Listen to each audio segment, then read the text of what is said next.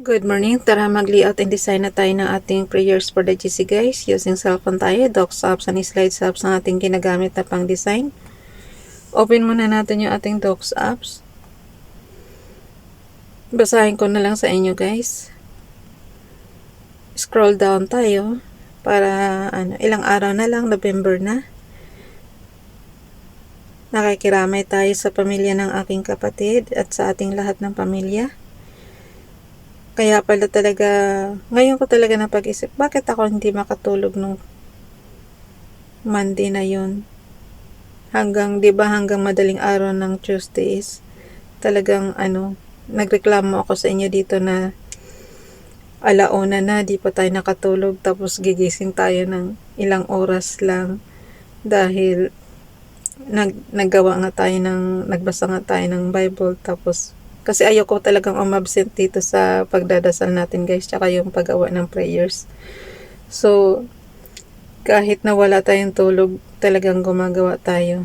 Kaya pala naisip ko yun, kapatid ko pala yung mawawala. Akala ko talaga natitense lang ako na lilipat tayo ng area kung saan tayo tapos di ba nagpasalamat ako dahil decision ni Father God ang nasunod na natili tayo dito. So, talagang pasalamat ako noon. Pero, hindi pala yun ang dahilan. Akala ko, nai-stress ako na na kakaisip ba na yung pala, kapatid ko yung nawawala. Siguro hindi ako pinapatulog ng kapatid ko that time. Yan lang, lagi kong sinasabi, yun ang disadvantage natin guys pagka malayo tayo sa pamilya. Yung dito tayo sa abroad nagtatrabaho kasi talaga naman. Kaya nga, fix na talaga yung nasa utak ko na mag-relax na tayo sa susunod na taon. Kasi yung kapatid ko, pinapauwi na yan ng pamilya niya. Syempre, pinauwi na siya ng asawa niya, nilaga Maricel, tsaka ng mga anak niya. Pero hindi kasi natin masasabi na may plano pa ang isang tao, kaya syempre ayaw pa niya umuwi. Kaya lang talaga yan na talaga ang mahirap. Katulad niyan, malayo siya nawala. So, pag inisip mo napakahirap, sino mag-aasikaso sa kanya doon? Sino nawa Father God, hikayatin mo yung mayroong mabubuting puso na mapadali yung pagpauwi ng bangkay sa kapatid ko. Nawa yung bilisan po ng government natin na maayos lahat yung documents at mapabilis yung pagbabalik ng bangkay ng kapatid ko.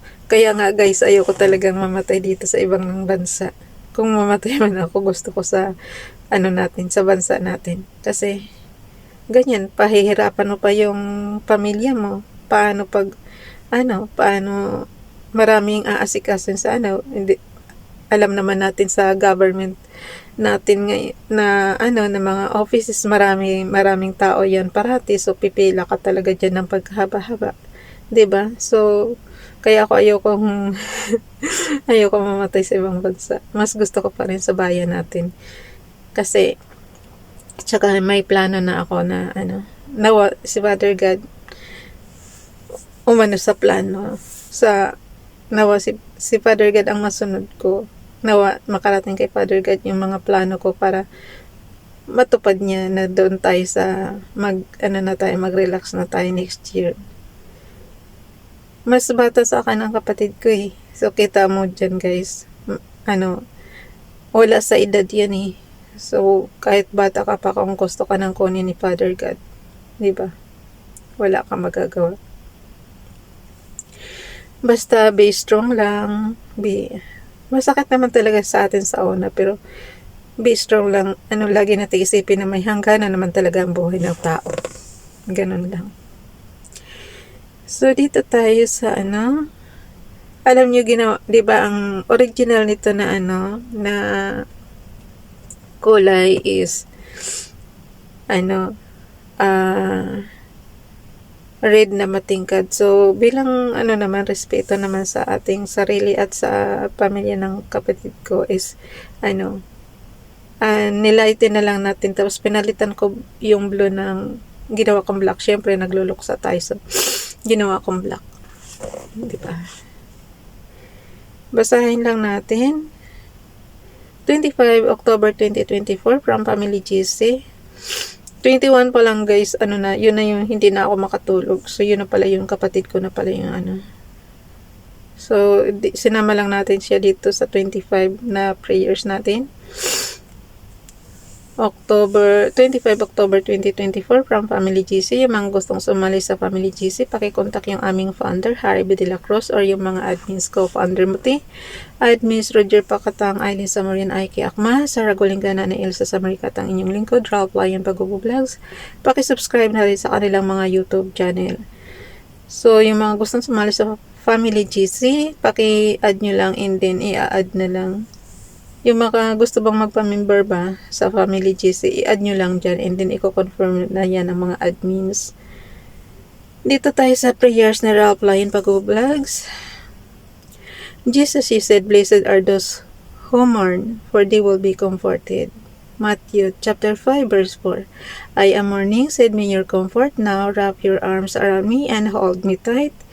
Send angels of mercy to me. Shower your comfort on me. Throw those around me, keep far from me those whose words and actions are no comfort. Amen. Dito tayo kay Princess Diane Channel. Please guide the surviving family members of lost loved ones. Name.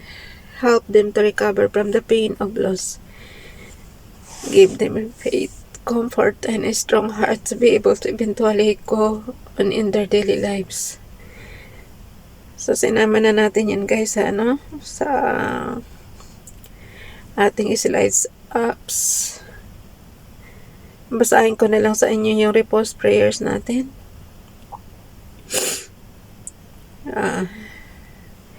Kung anong date, doon tayo pupunta. So, 25.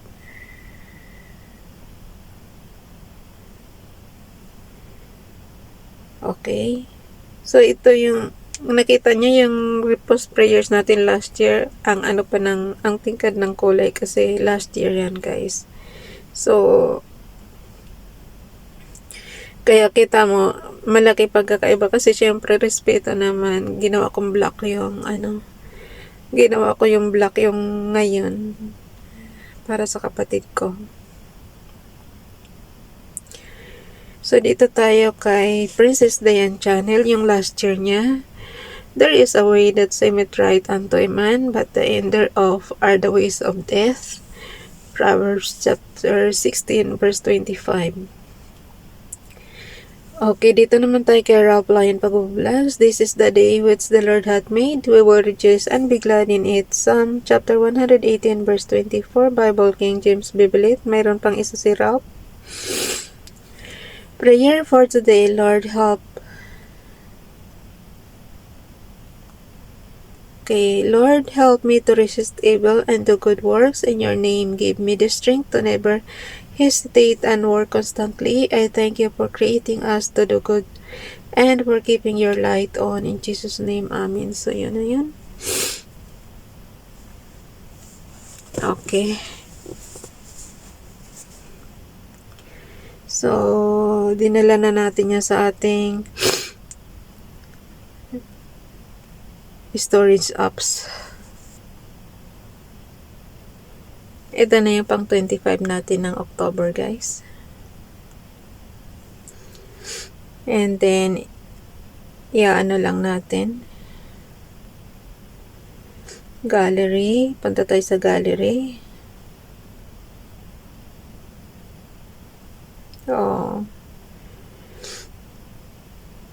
Wala pala. Punta tayo kay Ralph man.